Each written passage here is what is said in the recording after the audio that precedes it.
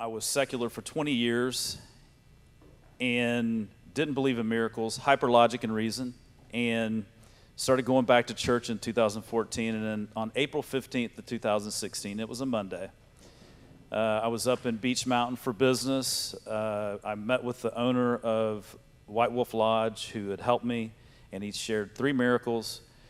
I drove down the mountain.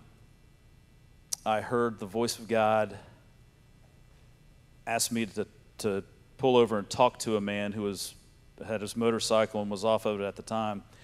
I ignored it, went a quarter of a mile down the road, heard that same voice again say, JP, turn around and go talk to that man. And I laughed and I thought I was hearing things. And on the third time, I finally paid attention and I turned around and I pulled up. He was on his motorcycle. I said, you're going to think I'm crazy, but God told me to pull in here and talk to you. And at that moment, I looked at him and he started crying, and then I started crying. Remember, did not believe in miracles, walked over, put my arms around him. He's crying. He looked up at me with tears in his eyes and said, you're not going to believe what I'm about to say. He said, my kid just went off to college. Well, okay, he said, not going to believe what I'm about to tell you. He said, my kid just went off to college. My wife and I haven't been getting along very well. With tears running down his face, he said, I was about to commit suicide. He said, I just thought God wasn't listening anymore. I shared that story with so many people, thousands of times. 3 days later, okay, I want to give you some context. My grandfather on my mother's side, so my mom and dad met at Lenoir-Rhyne, which is a private university in Hickory.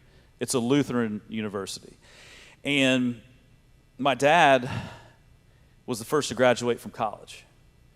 He was on the GI Bill. He spent time in the DMZ.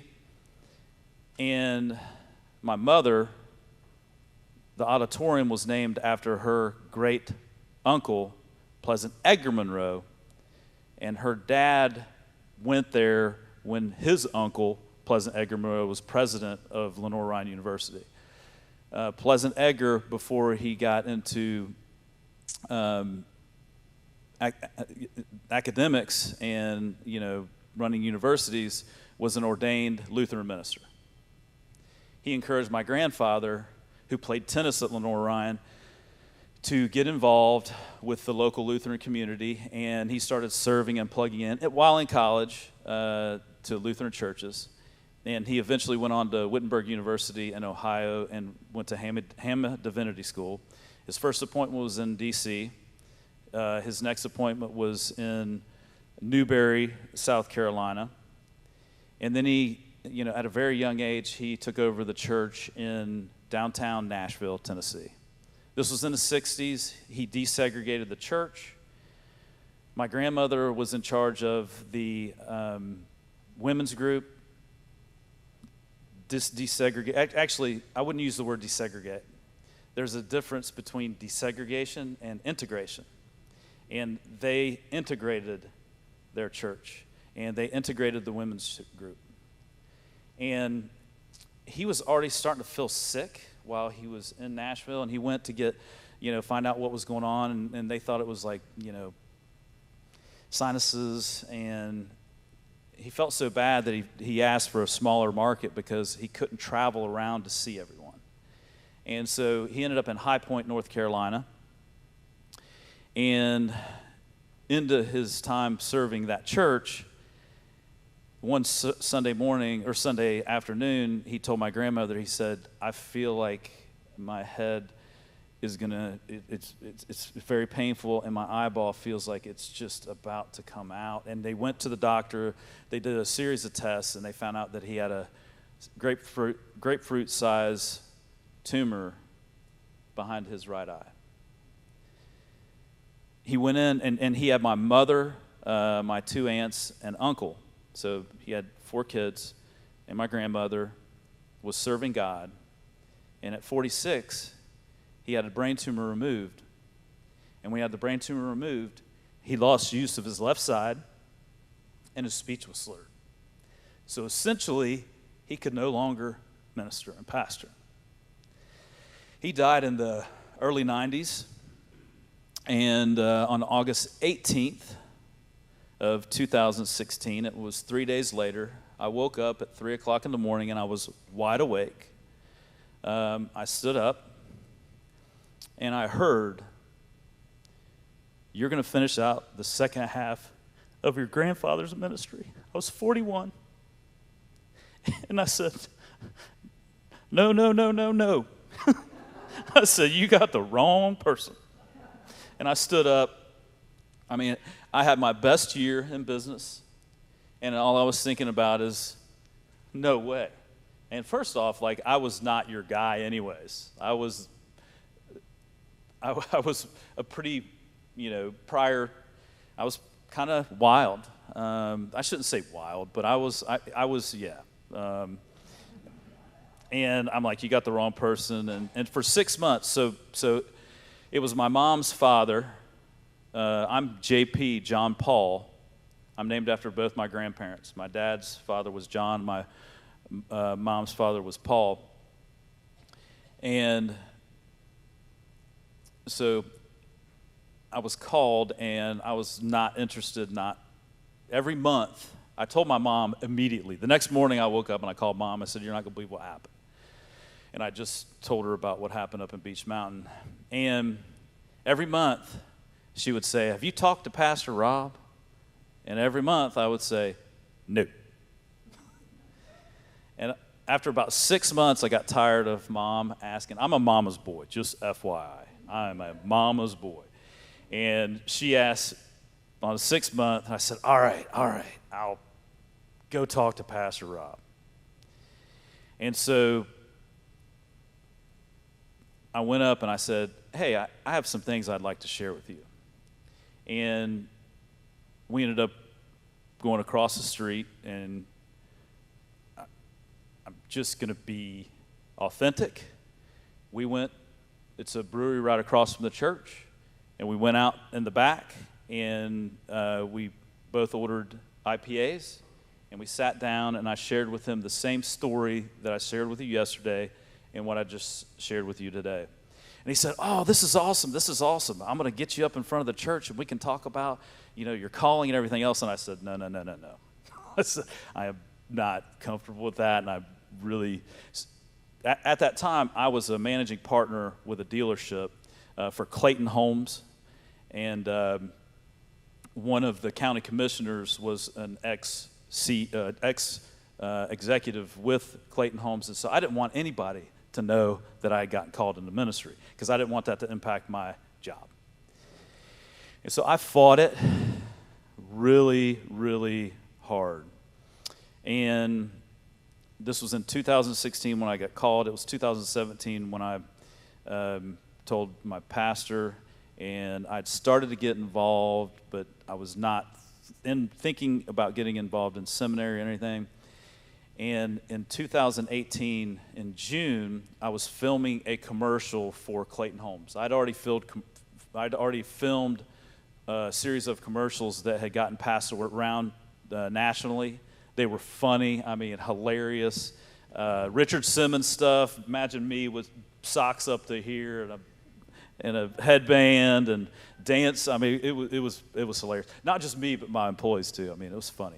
Anyway, so there was a contest, and we were going to film that day. It was a Friday. I played racquetball. I went back, and I'd upgraded my Harley Davidson. I had a Sportster at that time. I upgraded it to a Fat Boy.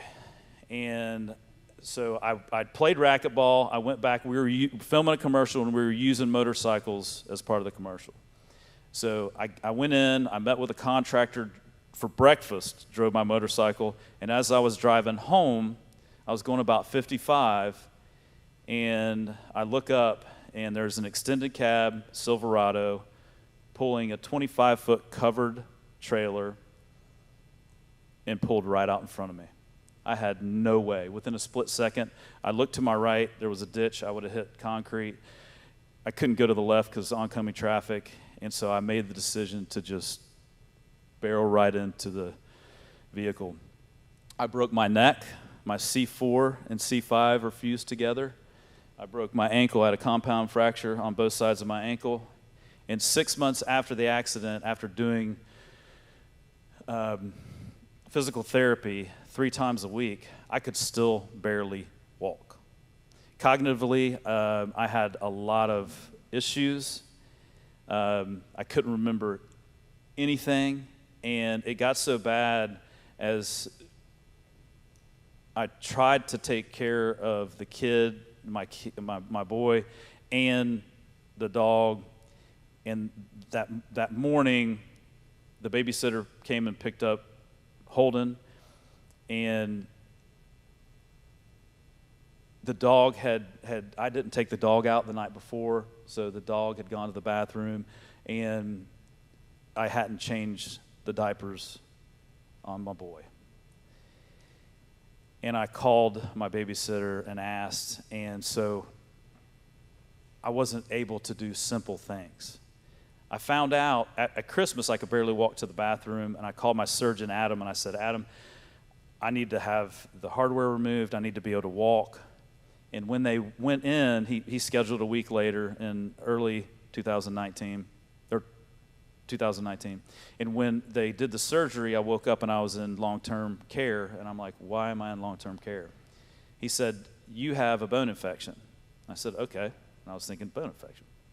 He said, the infectious disease doctors will be in to see you in an hour.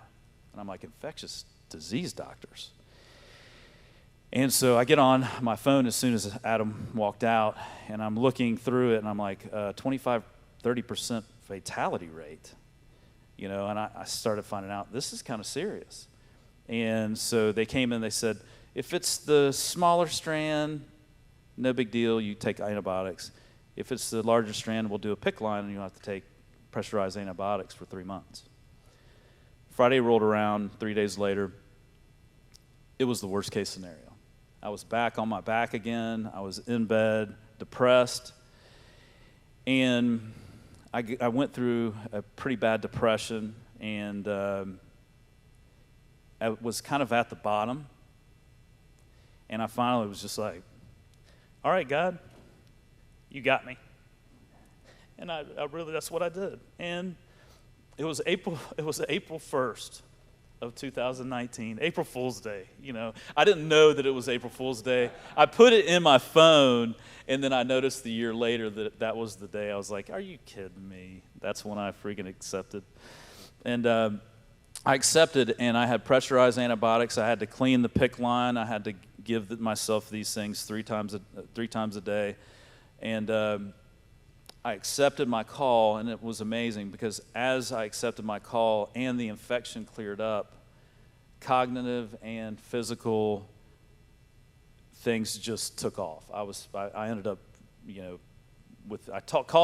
before everything healed, I called my vice president, who was a good friend of mine, and I said, I'm not coming back. And so I'd already made a commitment that if I go to seminary and I can't do seminary, then I might look at disability because that's how bad my cognitive functioning was. And so I ended up going to Asbury, starting at Asbury Theological Seminary. Everything had cleared up once I committed and got the infection taken care of. And I ended up making a 4.0 my first semester. So obviously the cognitive, everything came back. And I wasn't planning on diving into this quite yet. I was going to do this later on this afternoon, but I didn't believe in the Holy Spirit. I thought it was polytheistic. And as I was going to Asbury, reading Ministry in the Image of God, I started understanding a little bit more about how God is, the Father is here, Jesus shows us the example, and the Holy Spirit helps reveal our purpose for God. And I still didn't believe in the Holy Spirit. And so as I'm reading this book, I prayed a breath prayer. And I'm telling you this information because if you want to engage the Holy Spirit, okay? I did not believe in the Holy Spirit, okay? And if you want to engage individually or corporately or as a group, this might be a suggestion. So I prayed, I said, Holy Spirit, if you're real, consume me. And it was a breath prayer.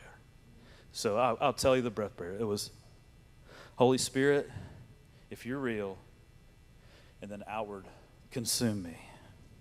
And I went to the chapel in the dark for 10 minutes for 10 straight days and prayed, Holy Spirit, if you are real, consume me. Just breath prayer. 10 minutes in the dark. The things that started to happen were amazing.